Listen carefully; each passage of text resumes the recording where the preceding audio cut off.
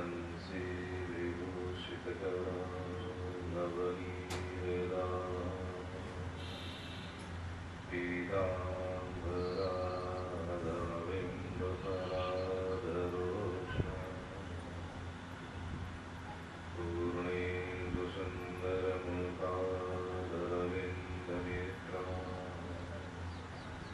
कृष्णात्परं किमपि तत्त्वं न जानामि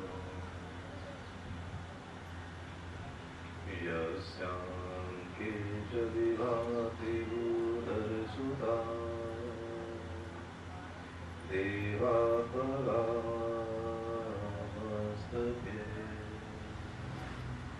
वादे वालविदुर्गरे च गरणम्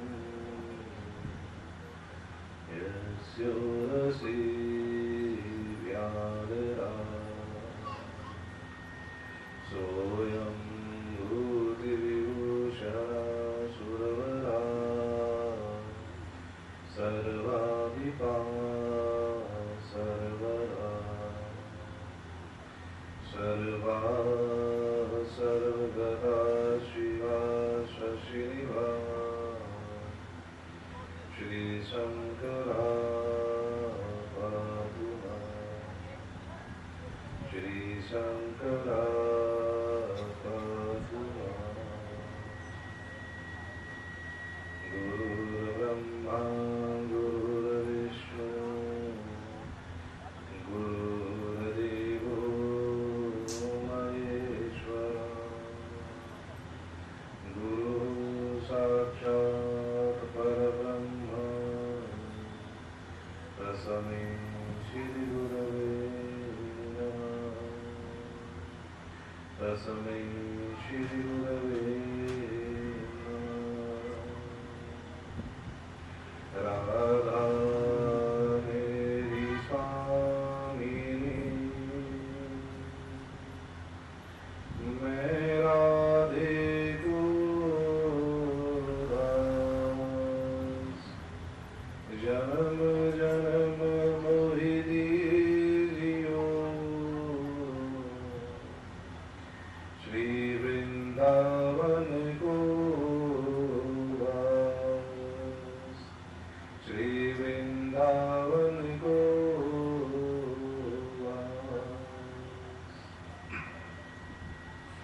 अनंतानंत विभूषित आकाशवाणी परमवंदनीय तपोनिष्ठ ब्रह्मवेता विद्यालंकार नाना स्थानाधीश हम सबके कर्णधार श्री श्री कयारात पूज्य श्री गुरु महाराज जी के पावन पवित्र निर्मल एवं सुंदर चरण कमलों में हम सभी का कोटि कोटियां बोलिए सतगुरुदेव महाराज की जय और योगी बाबा रुद्रानंद महाराज की जय।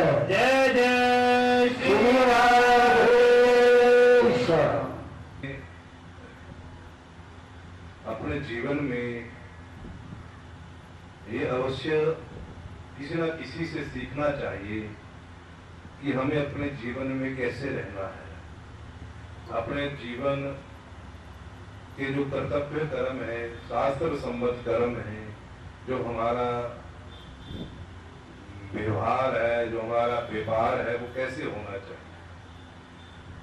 सुहास जी ने ये चाहते तो ये धार्मिक आयोजन ना भी करते, दुकान तो खोल ही ली है, होता तो हो ही गया है।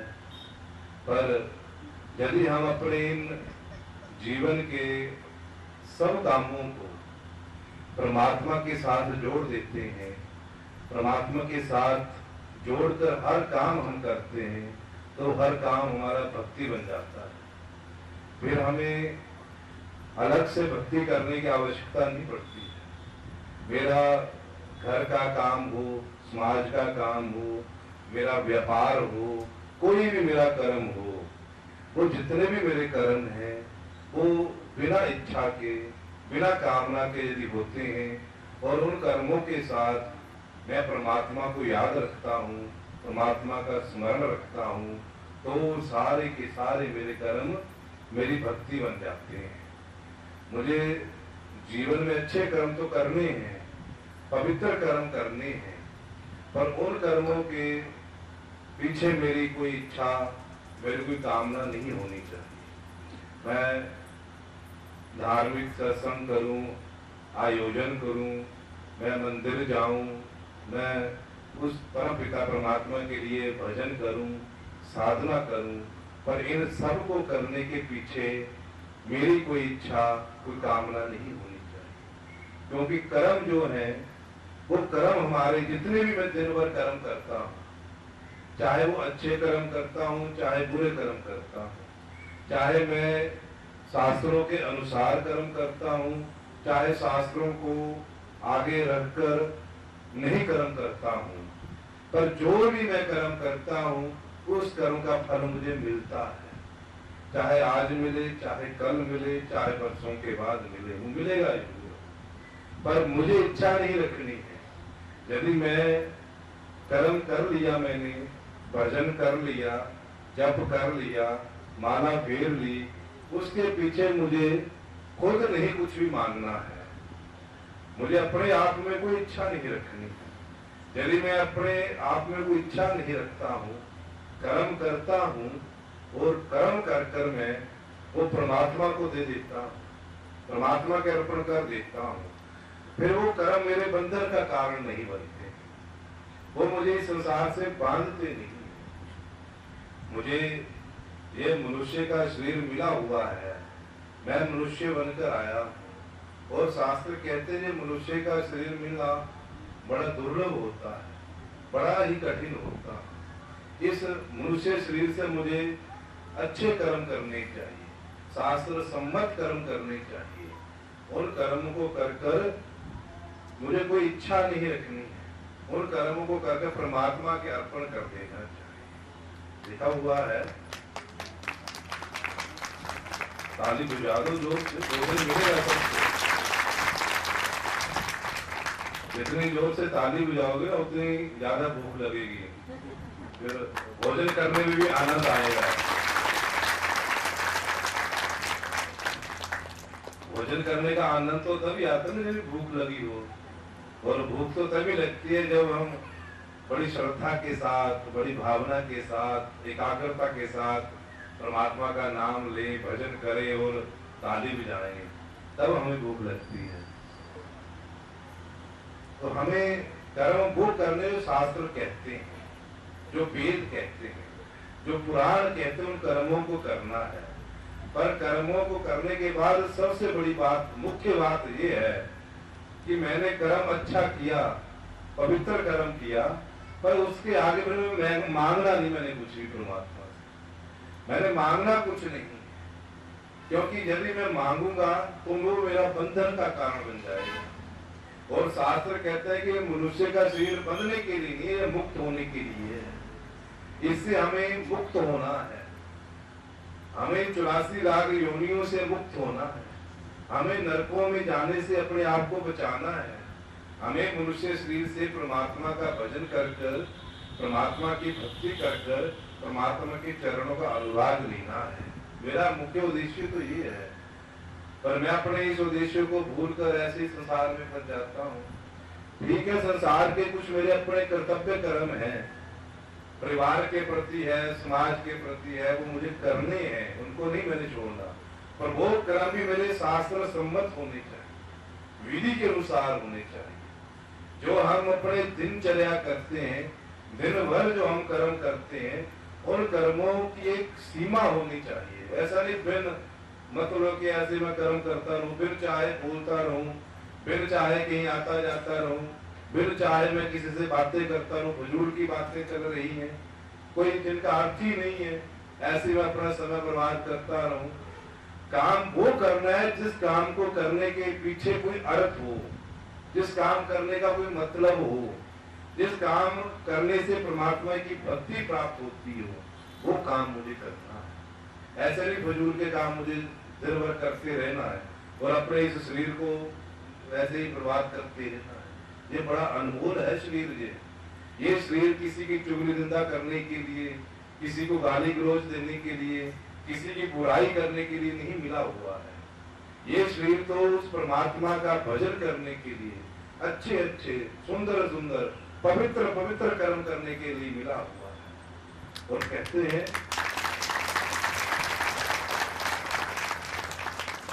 कर्मों को करने के बाद योगस्थः कुरु कर्माणि संगम त्यक्त्वा धनंजय सिद्ध्य सिद्धो समभूत्वा स्मत्वं योग उच्यते। मैंने संसार के काम करने हैं ना, कोई भी संसार का काम है, वो चाहे संसार के लिए है चाहे वो परमात्मा के लिए है, और उन कर्मों को करने के बाद उस कर्मों का फल मुझे मिलता है नहीं मिलता है। कर्म करने के बाद मुझे मान मिले चाहे अपमान मिले, काम करने के बाद उस काम में घाटा हो चाहे लाभ हो, काम करने के बाद कोई मेरी बुराई करे चाहे अच्छाई करे, कुछ भी संसार में होता रहे, पर मेरे मन के ऊपर इन सब द्वंद्वों का कोई असर नहीं होना चाहिए। कोई कुछ करता रहे, मेरा मन समभाव में रहना चाहिए, सम अवस्था में रहना चाहिए। मेरे मन में कर्म करने के बाद मन में ये इच्छा ना हो कि मैंने ये कर्म किया मुझे इसका फल नहीं मिला, मैंने ये कर्म किए इस कर्म करने में मुझे घाटा हो गया, मैंने ये कर्म किया लोगों ने मेरी बुराई की, मेरा किसी ने सम्मान नहीं किया। इन बातों के मन में कोई बात नहीं होनी चाहिए। कर्म हो पर सम अवस्था में हो, उन कर्मों का मन में कोई असर ना हो। योगस्थः कुरु कर्माणि संगम त्यक्त्वा धनंजय। उस कर्म को करने के बाद उसके साथ मेरी आसक्ति नहीं होनी चाहिए। मैं मंदिर गया, मैं तीर्थ स्थानों में गया और आकर अपने गांव में मैंने 10 लोगों को 100 लोगों को बता दिया आज मैं तीर्थों में जाकर आया हूँ, मैंने वहां स्नान किया, वहां मैंने ब्राह्मणों को भोजन कराया, मैंने वहां ब्राह्मणों को दक्षिणा बांटी, ये मेरी उसमें आसक्ति हो जाएगी। फिर जो कर्म मैंने कर दिया उसकी भी मैंने चर्चा नहीं करनी कहीं जाकर, उसको मैंने गुप्त रखना है, परमात्मा के अर्पण करना, बल्कि अपने मन में भी नहीं आने देना कि मैंने ये कर्म किया है। अच्छा कर्म किया और फिर छोड़ दिया, फिर उसकी कोई चर्चा नहीं होनी चाहिए। जब उसकी चर्चा होने लग जाती है फिर मेरी उस कर्म में आसक्ति हो जाती है, मैं बंध जाता हूँ उस कर्म में। मैंने कर्म किया, ब्राह्मणों को भोजन कराया, ब्राह्मणों को दक्षिणा दी और मंदिर गया, तीर्थों में गया, आकर फिर मैंने उसका किसी के साथ चर्चा नहीं करनी है। यदि मैं चर्चा करने लग जाऊंगा तो मैं आसक्ति में बंध जाऊंगा, उस कर्म से बंध जाऊंगा, मुक्त नहीं हो सकता। इसलिए उस कर्म को त्याग देना है, छोड़ देना कर्म को, और सिद्धि और असिद्धि में सम हो जाना है। कर्मों का फल मैंने किसी कामना से कर्म किया है, मैंने कोई यज्ञ किया, कोई अनुष्ठान किया, या मैं मंदिर में भी गया तो मैंने कुछ उसके आगे कामना रख दी, वो कामना मेरी पूरी नहीं हुई, तो पूरी हो चाहे ना हो पर मेरे मन पर उसके ऊपर कोई असर नहीं आना चाहिए, मन सम अवस्था में होना चाहिए। इसलिए मुझे कर्म वो करना है जो कर्म मैं कर कर परमात्मा को दे सकूं, परमात्मा को अर्पण कर सकूं, क्योंकि संसार में जितने भी कर्म है ना वो मुझे बांधते हैं। अवश्यमेव भोक्तव्यं कर्म शुभाशुभं कृतं ना भुक्तं क्षीयते कर्म कल्पकोटि क्षतिरपि। कहते अवश्यमेव भोक्तव्यं कृतं कर्म शुभाशुभं।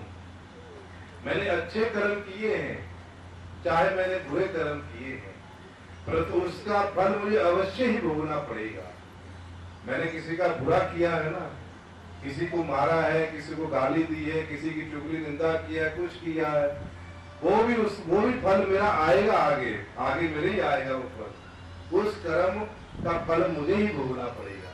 मैंने अच्छे कर्म किए होंगे, मैंने किसी का भला किया होगा, किसी के दुख को दूर किया होगा, तो वो कर्म भी उसका फल भी मुझे अच्छा मिलेगा। अवश्यमेव भोक्तव्यम कृतं कर्म शुभाशुभम। चाहे अच्छे कर्म हो चाहे बुरे कर्म हो, फल मुझे ही भोगना, कोई दूसरा नहीं भोग सकता। ना भुक्तम क्षीयते कर्म कल्पकोटि क्षतिरपि। कहते कर्म अपना फल दिए बिना नष्ट नहीं होता है, चाहे 100 जन्मों के बाद मुझे उस कर्म का फल मिले, मुझे कर्म का फल मिलकर ही रहेगा। मैंने अपने खेत में बीज बो दिया है, अब वो बीज मैंने चाहे, मेरी इच्छा होगी ये बीज फल ना दे, मैंने बिना इच्छा के बीज बो दिया और मेरा मन ये चाहता है कि मैंने बीज तो बो दिया है पर अब इस बीज में फल ना लगे, तो ऐसा हो सकता है? बीज बो दिया तो उसमें फल लगेंगे ही लगेंगे। इसी प्रकार मैंने कर्म कर दिया तो उसका फल मुझे भोगना ही भोगना है। कर्म मैंने किया है और उसका फल भी मुझे ही भोगना पड़ेगा। ऐसा नहीं हो सकता कि कर्म मैंने कर लिया और मेरे कर्म का फल कोई मेरा पड़ोसी भोग ले, मेरा बेटा भोग ले, मेरी पत्नी भोग ले, ये नहीं हो सकता। जो मैंने अपने हाथ से कर्म कर दिया उस कर्म का फल मुझे ही भोगना है। वो चाहे आज भोग लूं, चाहे कल भोग लूं, चाहे 100 वर्षों के बाद भोग लूं, पर भोगना मुझे पड़ेगा। और जो बुरे कर्म है उन बुरे कर्मों का फल 27 प्रकार के नरक हैं। आप श्रीमद् भागवत पुराण की कथा सुनते हैं, कथाओं में 27 प्रकार के नरकों का वर्णन आता है। और 27 प्रकार के जो नरक हैं वो जिसने बुरे कर्म किए हैं, जिसने किसी की चुगली निंदा की है, किसी को गाली गलौज दी है, किसी की लड़ाई की है, किसी का कुछ किया, किसी की चोरी की है, संसार में जितने भी बुरे कर्म हैं उनके लिए 27 प्रकार के नरक बने हुए हैं। और जो अच्छे कर्म करता है, पवित्र कर्म करता है, धार्मिक सत्संग करता है, परमात्मा का भजन करता है, किसी के दुख को दूर करता है, तो उसके लिए स्वर्ग लोक बना हुआ है, वैकुंठ लोक बना हुआ है, साकेत धाम है, गोधाम बना हुआ है। और जो अच्छे बुरे कर्म तो नहीं करता है पर अच्छे कर्म करता है, अच्छे कर्म करने के बाद अपने मन में कोई इच्छा नहीं रखता है, बिना इच्छा के कर्म करता है, वो इस जन्म मृत्यु रूप बंधन से मुक्त होकर उस परम पिता परमात्मा को प्राप्त हो जाता है।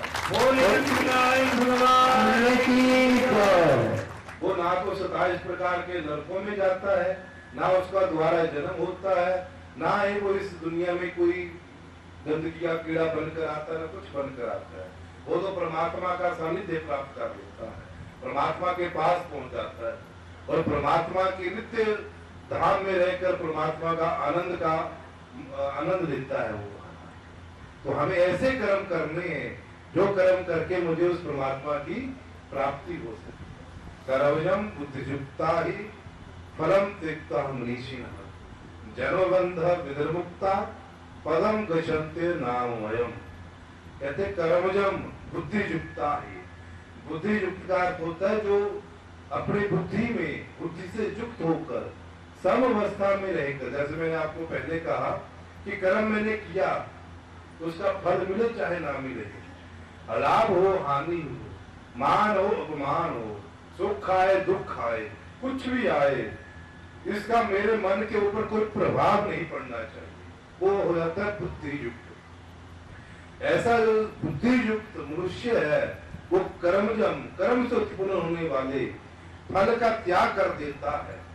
हम वेदों को पढ़े, शास्त्रों को पढ़े और उनके अनुसार कर्म कर कर, उन कर्मों को कर कर ये जाने कि ये कर्म मैंने परमात्मा को अर्पण करना है।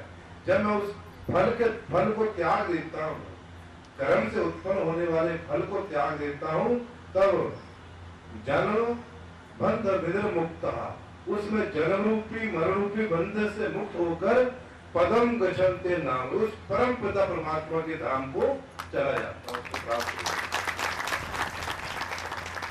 पर यदि मैंने कर्म किए और कर्म कर कर मैं इच्छा रखूं, तो मैंने आपसे पहले ही कहा है कि कर्म हमारा पीछा नहीं छोड़ते, 100 जन्मों तक मेरा वो पीछा नहीं छोड़ेंगे, कर्म तो मुझे करने ही पड़ेंगे। जिस प्रकार एक राजा था, बड़ा अच्छा राजा था, वो धर्मात्मा राजा था, बड़े अच्छे पवित्र कर्म करता था। उस राजा ने क्या किया, अपने राज्य में एक मंदिर बनवाया और उस मंदिर में एक पुजारी रखा, और पुजारी भी बड़ा अच्छा था, ब्राह्मण थे, धर्मात्मा थे, त्रिकाल संध्या करते थे। 20 साल लगातार उस ब्राह्मण ने, उस पुजारी ने उस मंदिर में पूजा की। और उसके बाद राजा का एक बेटा था, राजा ने अपने बेटे की शादी की, शादी के पहली रात जो उसकी बेटे की बहू घर में आई, उस बहू जब रात को सोने लगी तो उसको नींद ना आए। जब उसको नींद ना आए तो वैसे ही अपने कमरे में घूमती रही। राजा का बेटा तो सो गया, पर वो घूमती रही, उसको नींद ना आए।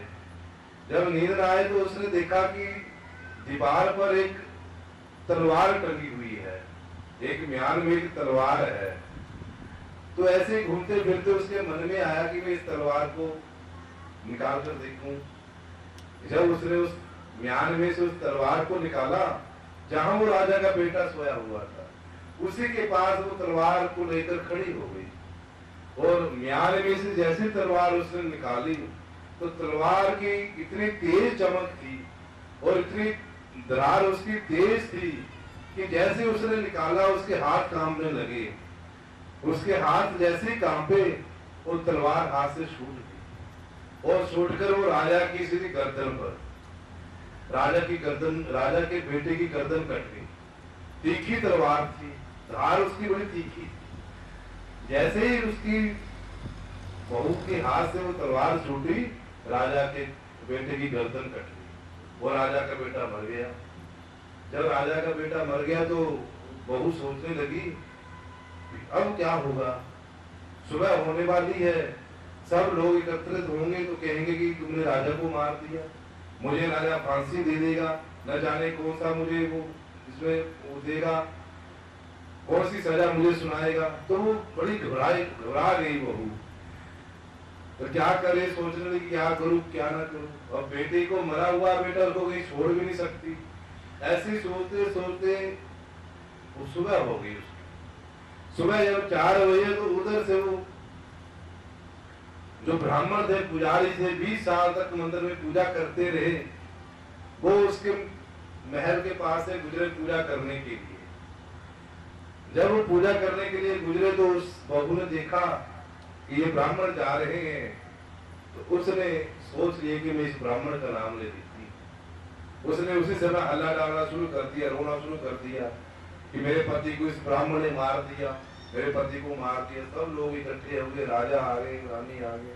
देखा बेटा मरा पड़ा है, तलवार से उसकी गर्दन कटी हुई है। रानी से, बहू से पूछा क्या हुआ, किसने मारा इसको।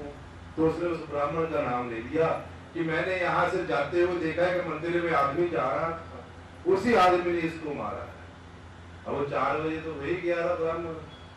राजा ने उस ब्राह्मण को बुलाया, पूछा उससे कि तुमने इसको, तो ब्राह्मण तो मना करे, उसने तो मारा ही नहीं था। वो तो बेचारा रोने लगा कि मैंने 20 साल आपके मंदिर की पूजा की है, मैं इसको क्यों मारूंगा, मेरी इससे क्या दुश्मनी है। पर उसकी बात पर कौन विश्वास करे। अब रानी जो बहू थी वो उसी का नाम ले। तो राजा के मन में भी 1-2 बार तो बात ये आई कि ये ब्राह्मण ऐसा काम कर नहीं सकता है, कि ये ब्राह्मण है 20 साल से मेरे पास रह रहा है, ये मेरे बेटे को क्यों मारेगा। पर अब वो बहू कह रही थी, राज्य के सारे लोग कह रहे थे, तो राजा को भी न चाहते हुए भी उसको सजा सुनानी पड़ी ब्राह्मण। जो कर्म ब्राह्मण ने किया नहीं, उस कर्म की सजा राजा को सुनानी पड़ी। और राजा ने क्या सजा सुनाई उसको कि इसके दोनों हाथ काट दिए जाए। जिन हाथों से इसने मेरे बेटे को मारा है, इसके दोनों हाथ काट दिए। अब सारी सभा के सामने उस ब्राह्मण के दोनों हाथ काट दिए। ब्राह्मण बड़ा दुखी हुआ कि देखो मैंने कोई पाप नहीं किया, मैंने इसको मारा नहीं, फिर भी राजा ने मेरे हाथ काट दिए। तो ब्राह्मण बड़ा दुखी हुआ और उस राजा के राज्य को छोड़कर चला गया। वो ऐसे संतों को, ऐसे विद्वानों को ढूंढना चाहता था, जो संत, जो विद्वान ये बता सके कि मैंने अपने इस जीवन में कोई बुरा कर्म नहीं किया है, कोई गलत काम नहीं किया है, मैंने जीवन भर नहीं कुछ भी किया है, पर मुझे ये मेरे हाथ कटी, ये मुझे किस कर्म की सजा है, किस कर्म का मुझे ये फल मिला है। तो ऐसे इस उत्तर को लेकर घूमता घूमता वो काशी में चला गया। काशी में किसी से उन्होंने पूछा तो किसी ने उसको बताया कि ऐसे ऐसे कि यहाँ ज्योतिषी हैं, बड़ा अच्छा उनका ज्योतिष है, बड़ी अच्छी ज्योतिष की विद्या वो जानते हैं, तो आप उनके पास जाओ, वो त्रिकालज्ञ हैं, अपनी ज्योतिष की विद्या से वो वर्तमान भविष्य भूतकाल सब जान लेते हैं, तो आपके प्रश्न का उत्तर वो दे सकते हैं। बड़े लोगों से उस विद्वान की प्रशंसा सुनी उस ब्राह्मण ने। अब वो ब्राह्मण जब उनकी प्रशंसा सुनी तो उनके घर गया, तो जब वो वहां पहुंचे तो विद्वान वो थे नहीं, वहां विद्वान थे नहीं, उनकी पत्नी थी वहां पर। और पत्नी से उस ब्राह्मण ने पूछा कि ऐसे आपके पतिदेव कहाँ हैं, मैं उनसे मिलना चाहता हूँ, उनसे बात करना चाहता हूँ। तो जैसे ही उसने सुना वो अपने पति को गालियां देने लगते, होगा कहीं इधर गया, पता नहीं क्या क्या कहने लगी, दिन भर कोई कुछ काम नहीं है उनको, ऐसे घूमते रहते हैं, ये है वो। पति उस विद्वान को गालियां देने लगी, डांट लगी, बड़ा बुरा कहने लगी, बोलती रही उसके रहने पर। अब ब्राह्मण वो सोचने लगा कि देखो इतने बड़े विद्वान, इतने बड़े ज्योतिषी हैं, त्रिकालज्ञ हैं, सब लोग इनकी प्रशंसा करते हैं, पर इसकी पत्नी अपनी इसको गालियां दे रही है, इसको भला बुरा कह रही है, डांट रही है। वो सोचते रहे, बैठे रहे वहां। अब शाम को ब्राह्मण आ गए, जब संध्या हुई तो ब्राह्मण भी आए, वो ज्योतिषी आए, घर में आए, अपनी गद्दी पर बैठे आकर। तो वो जो ब्राह्मण जिसके हाथ कटे हुए थे, राजा ने हाथ काटे हुए थे, वो ब्राह्मण भी आया उनके पास। तो उस ज्योतिषी ने पूछा उनसे कि बताओ आप कौन हो, कहाँ से आए हो, क्या आपका काम है। तो ब्राह्मण अपनी बात तो भूल ही गया कि मैं तो अपना प्रश्न लेकर आया था कि मैंने अपने जीवन में कोई बुरा कर्म नहीं किया, मेरे हाथ कटे हुए हैं। वो इस बात को भूल गया। उसने तो वो देखा कि उसकी पत्नी उसको डांट रही थी, गालियां दे रही थी, तो वो तो उसने उस विद्वान से ये बात पूछ ली कि देखो मैं आपके पास आया हूँ, आप त्रिकालज्ञ हैं, ज्योतिषी हैं, विद्वान हैं, और आपकी पत्नी आपको गालियां देती है, डांटती है, भला बुरा कहती है, क्यों? और आप कुछ नहीं कहते, इसको आप चुपचाप आए अपनी गद्दी पर आकर बैठ गए। तो उस विद्वान ने कहा कि देख भाई, मैं इसको इसलिए नहीं कुछ कहता, ये जो मेरी पत्नी है ना, ये मेरा कर्म ही मेरी पत्नी बनकर आई है। संसार में हम कुछ एक दूसरे के बनकर आए हुए हैं, तो हमारा ये पिछला कर्म है, वो कर्मों का हम लेखा जोखा पूरा करने के लिए यहाँ आए हुए हैं। कोई किसी का बेटा बनकर आया है, तो किसी का पिता बने उस ब्राह्मण से कि ये मेरे पिछले कर्म का ही फल है, पत्नी बनकर आई हुई। तो ब्राह्मण पूछने लगे आपने पिछले जन्म में ऐसा कौन सा कर्म किया है? तो उन्होंने बताया, उस ब्राह्मण को ज्योतिषी ने बताया कि पिछले जन्म में मैं एक कौवा था, और ये जो मेरी पत्नी है ना, एक भैंस थी। ये हम दोनों एक ही जंगल में रहते थे, नदी का जल पीते थे, जो कुछ मिल जाता था खा लेते थे। पर ये भैंस एक दिन, इस भैंस की पीठ के ऊपर एक फोड़ा हो गया। तो जब वो फोड़ा हुआ तो मैं रोज वृक्ष से उतरता, इसकी पीठ पर बैठता और इसके फोड़े में मैं चोंच मार देता। जब इसके फोड़े में चोंच मारता, मांस निकालता, तो इसको बड़ी भारी दर्द होती, बड़ी चिल्लाती, पर मैं मांस खाता और खुश रहता, प्रसन्न रहता। कई बार ऐसा होता रहा, इसका वो फोड़ा ठीक नहीं हुआ, मैं रोज अपने वृक्ष के नीचे उतरता और इसके फोड़े के ऊपर चोंच मारता, मांस निकालता और खाता। ये चिल्लाती बहुत इसको दुख होता, कष्ट होता, पर मुझे कहता बड़ा आनंद आता उसमें। और एक बार तो ऐसा हुआ कि मैंने इसकी उस जहां फोड़ा था वहां चोंच मारी और मेरी चोंच इसकी हड्डी में जाकर फंस गई। वो चोंच मेरी ना निकले और इसको बड़ा दर्द हो, ये बड़ी चिल्लाई, बड़ी रोई ये, पर वो चोंच नहीं निकल पाई। और ये अपनी दर्द को खत्म करने के लिए वहां से भागी और भागकर वो नदी का जल था, नदी के जल में कूद गई। ताकि इसको कुछ राहत मिले, दर्द कम हो। पर वहां भी मैं अपनी चोंच नहीं छुड़ा पाया इसकी हड्डी से, वो चोंच साथ में रही। और ऐसे ही नदी में जाकर वहां दलदल में फंसकर मेरी और इसकी दोनों की इकट्ठी मृत्यु हो गई। दोनों मर गए। वो जो मेरा कर्म था वही इस जन्म में वो भैंस मेरी पत्नी बनकर आई है, और मैं कौवा, मैं ब्राह्मण विद्वान बनकर आया हुआ हूँ। और ये पिछले जन्म का मेरा हिसाब था पूरा कर रही है। मैंने पिछले जन्म इसको सताया था, इसको बहुत दर्द दिया, कष्ट दिया, दुख दिया, और इस जन्म में ये मुझे दुख दे रही है। ये मेरे पिछले कर्म का ही फल है जो मैं भोग रहा हूँ, इसलिए मैं भोग रहा हूँ, चुप हूँ। फिर ब्राह्मण ने अपनी बात पूछी कि देखो मैंने पूरी जन्म, मैंने इस जन्म में तो कोई पाप नहीं किया, मैंने उस राजा के बेटे को नहीं मारा, पर मेरे राजा ने बिना वजह के हाथ काट दिए, क्यों काटे? तो उस ज्योतिषी ने कहा कि हे ब्राह्मण देवता, ये तेरा भी ये कर्म इस जन्म का नहीं है, ये पिछले जन्म का तेरा कर्म है, वो अब तुझे उसका फल मिला है। तो पूछने लगे मैंने पिछले जन्म में क्या बुरा ऐसा कर्म किया था? उन्होंने बताया कि पिछले जन्म में तुम एक वृक्ष के नीचे, एक पेड़ के नीचे बैठकर तपस्या कर रहे थे, साधना कर रहे थे, और आपने मौन व्रत धारण किया हुआ था। आपने कई वर्ष मौन रहकर साधना की, पर उधर एक कसाई ने एक गाय को पकड़ा हुआ था। अब गाय को उसने कसाई ने काटना था, पर गाय जैसे कैसे कसाई से छूटकर भाग रही थी।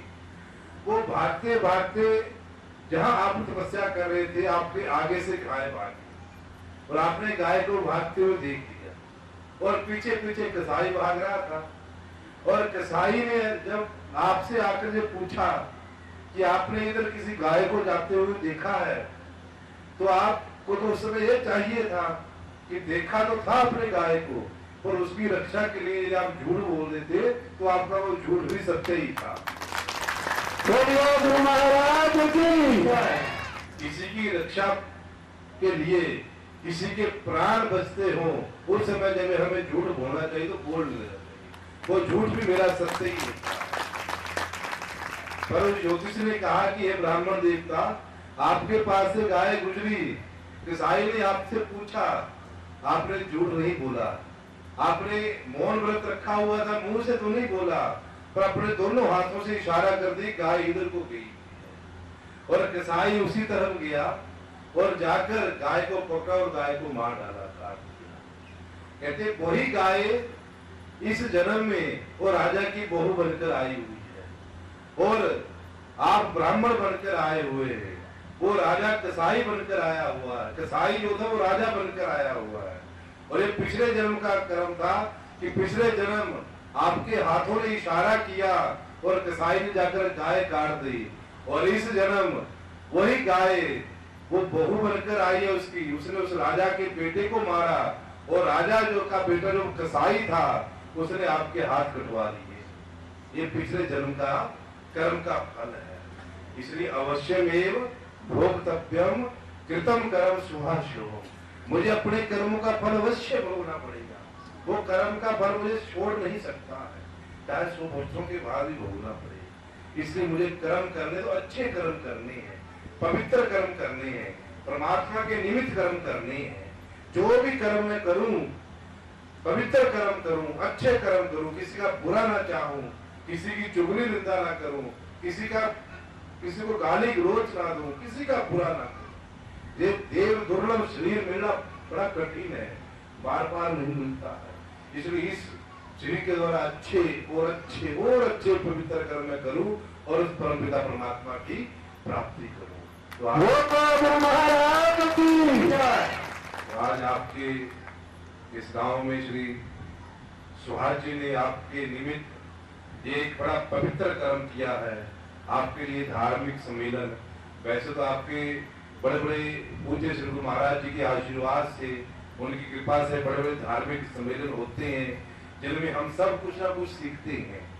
हम बड़े बड़े धार्मिक सम्मेलन करें, धन का खर्च होता है, हमारा शरीर परिश्रम करता है, बड़े बड़े आयोजन, बड़ी बड़ी व्यवस्थाएं करनी पड़ती है। आपके यहाँ काफी ग्रेड का मंडल बना हुआ, उसमें ये उसके मेंबर भी हैं, मेहता जी उसके प्रधान हैं, ऐसे आपके अम्ब का भी मंडल बना हुआ है, वो भी मंडल के सदस्य, अश्विनी कुमार एडवोकेट जी अपने सदस्यों के साथ आए हुए हैं। इन्होंने भी पिछले महीने वहां मई में एक बड़ा आयोजन करवाया था धार्मिक। तो ऐसे बड़े बड़े आयोजन होते रहते हैं, पर इन आयोजनों से हमें कुछ सीखना है। ये ऐसे नहीं होते हैं, बिना मतलब के नहीं होते, इनका कुछ मतलब होता है आयोजनों का, जिनके पीछे इतना धन लगता है, इतना परिश्रम होता है, दिन रात एक हम करते हैं। तो इन आयोजनों से यही सीखना है हमने कि हम अपने जीवन में कोई भी कर्म करें वो पवित्र कर्म होना चाहिए, शास्त्र सम्मत कर्म हो। शास्त्र जिस कर्म को कहता उस कर्म को हम करें और कर्म कर परमात्मा को अर्पण कर दें, उसमें अपनी आसक्ति ना रखें। तो उस कर्म से मुक्त होकर मैं उस परमपिता परमात्मा